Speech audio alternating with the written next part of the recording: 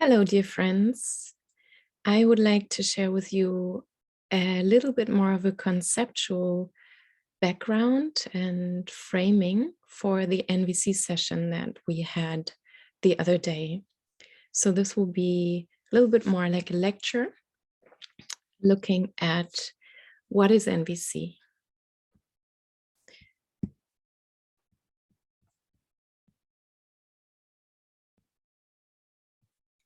So I found the following definition on the website of the Center for Nonviolent Communication. NVC, nonviolent communication, can be seen as both a spiritual practice that helps us see our common humanity, using our power in a way that honors everyone's needs. And it can be seen as a concrete set of skills which help us create life-serving families and communities.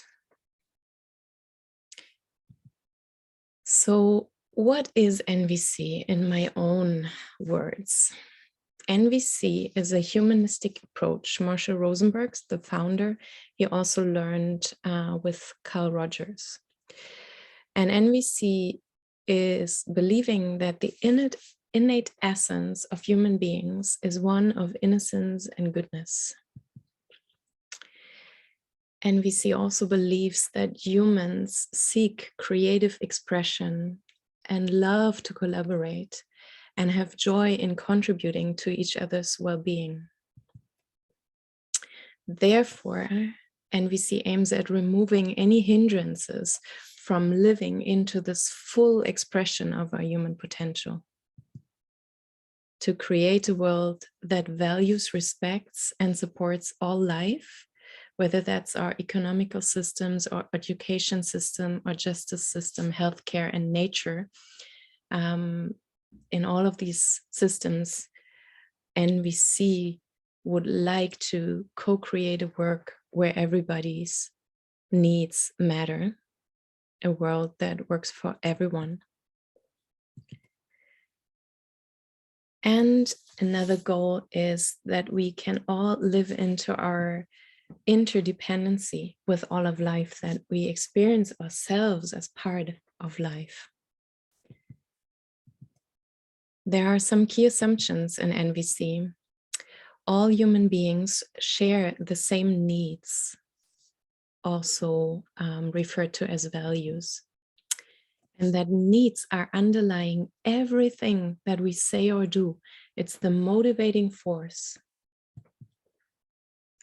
Needs itself are always life-affirming, life-serving.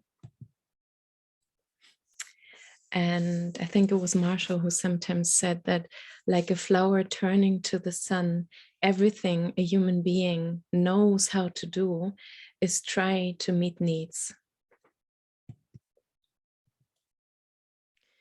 And then coming to this particular skill set that was referred to in the definition by the center, NVC puts a focus on language and human communication, how we're talking to ourselves, how we're talking to each other. And particularly looks at how language can support connection, collaboration, empower us and help us thrive in partnership, realizing our interdependence and our shared power, or how language can lead to disconnection, conflict, violence, perpetuates the illusion of separation, can lead to abuse of power, dominating others, other species as well, or in the individual can lead to obedience to authority and neglect of personal responsibility and so forth.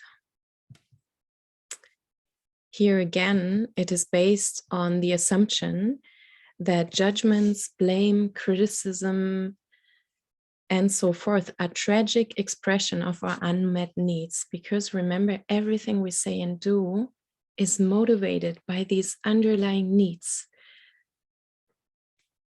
And they are tragic because when we're expressing ourselves with judgments, with blame, with criticism, it's so much more likely that our language and our communication leads to more separation, to misunderstanding and conflict.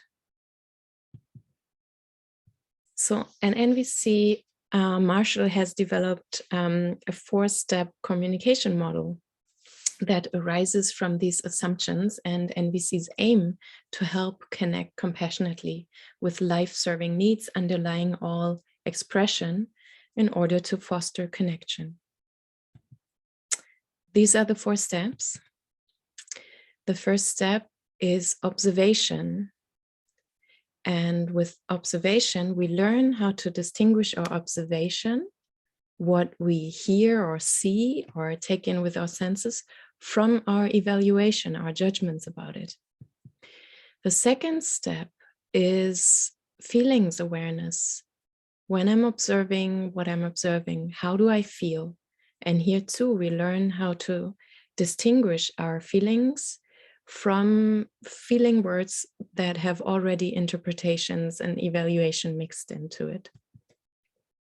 The third step is our needs. When I'm observing what I'm observing, I'm feeling X and Y, and it touches a need inside of me. These universal qualities and values. We learn that needs are something we all share, and they need to be distinguished from strategies, which are not abstract values as needs are, but concrete actions, how we care for our needs, you know. For example, if we have a need for rest or a need for adventure, we might, you know, go to a safari in Africa, or we might go scuba diving, or we might take a bath. And the strategies differ from person to person and from moment to moment. So this is also where conflict can be on the strategy level, not so much on the needs level, because the needs we all share. We all need rest at times, or we all need maybe education, stimulation, adventure. And the 4th step of NVC is a request. I learn how to be aware of my feelings and my needs, and then I learn how can I make requests actually to care for my needs. And we learn the difference between requests and demands. So NVC helps us, no matter how other people speak to us or to others, to connect to the underlying feelings and needs in our listening, and to find that these universal values that we all share. NVC also helps us to become aware of our own underlying feelings and needs. It supports our self-connection. And based on that self-connection, NVC helps us to express those underlying feelings and needs honestly to others, rather than maybe the more surface layers of judgments and blame. We dive deep into the source, and we speak from the source. So on the Center for Nonviolent Communications website, you find empathy and honesty as the 2 legs of NVC. So we're using, as you can see here, this awareness of the 4 steps: observations, feeling, needs, requests, or sometimes or often referred to as OFNR in the English language.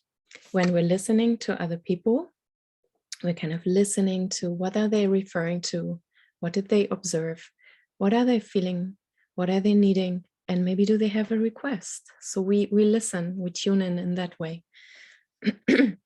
And when we express ourselves, we do the same.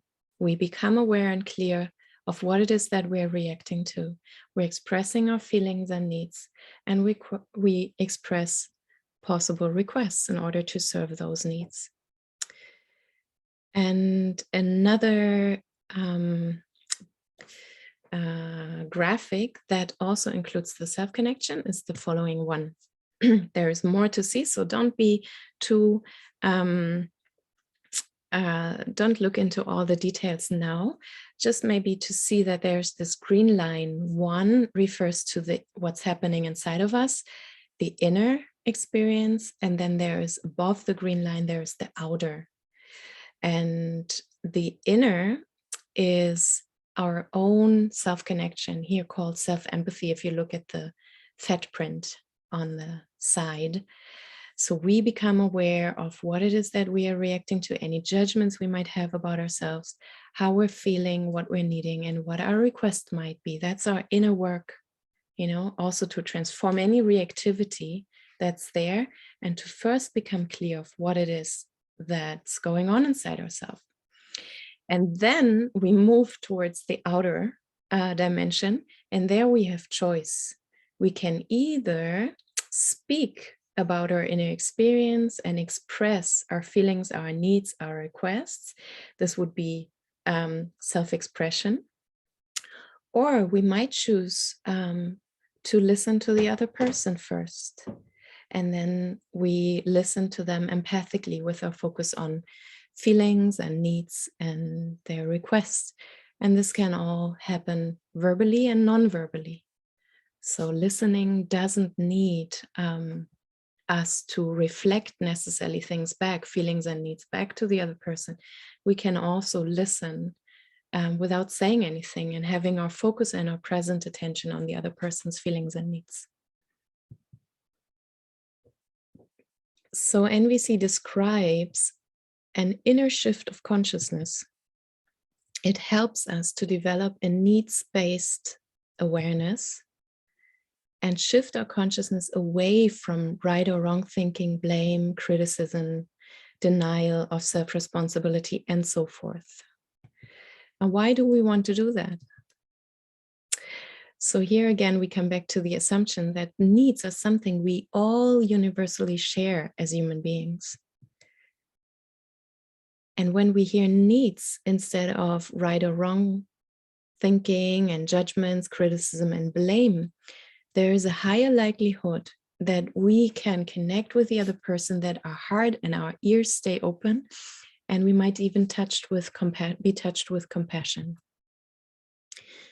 which then supports a natural desire to collaborate and to care for the well-being of the whole.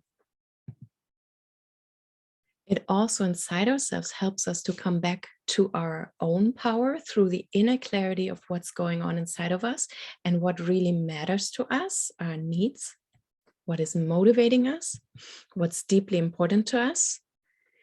And in that way, it leads to an empowered self-responsibility, because with that clarity, I can take actions. And that, again, motivates us or enables us to make powerful requests to create the change in the world that we want to see, but in a partnership way, without blaming, criticizing, or making other people right or wrong. NVC also helps us to become aware of our obstacles in our communication, the things that hinder connection. So yes, the 4 steps of NVC that I introduced to you now are the map. They are not the territory. That's very important for me. And the steps are in place to shift our consciousness to a needs-based awareness, and they are in place in order to facilitate connection and compassion. If this is not the outcome, then we need to have a closer look around what's going on inside ourselves. So they are not an end by itself. They are a means for more connection and more compassion and a partnership world. So learning objectives, we learn NVC in order to be able to observe without evaluating, because that's a hindrance of our connection if we mix our interpretations. We also learn to identify, first of all, identify feelings that we have inside, and then also to feel them, and again, distinguish them from our interpretations. Same goes for needs, identify and become aware of our needs, and then also feel into the living energy that needs carry inside of us when we touch into them. We learn to make powerful requests that are serving what it is that we need. And then we learn to listen deeply and to hear underlying needs in the other person, independently of how they speak, and to live into interdependence and mutuality. Another very important aspect is to own our reactivity with compassion and transform it into feelings and needs. To care for ourselves and others, and to really feel our interdependence or interbeing, to refer to Thich Nhat Hanh, and much, much more. And in order to cultivate that present moment awareness that is important so that we can connect with ourselves or with others, and to be able to identify and feel our feelings and emotions, first of all, we learn how many feelings there are. So we develop a feeling inventory, and the same goes for needs. We develop a needs inventory and we practice identifying and feeling into that energy. And we're doing that by meditations that support self-connection, in diet exercises, contemplations, or in particular practices. And on top of that, we do that in the lived experience with each other, practicing self-connection, listening, and expression. And last but not least, I want to refer to what we've been doing in the session. We, using those grok cards and practice listening to somebody else. In our triads, one of us was sharing, and then the others were guessing feelings and needs. So that was the listening part of NVC. And now I want to give a little example of how a self-expression can look like. And I'm going to take Guy's example. He said that there was a beaching happening of whales. And when he went to that town, all he saw was a little sign referring to the beaching on the beach.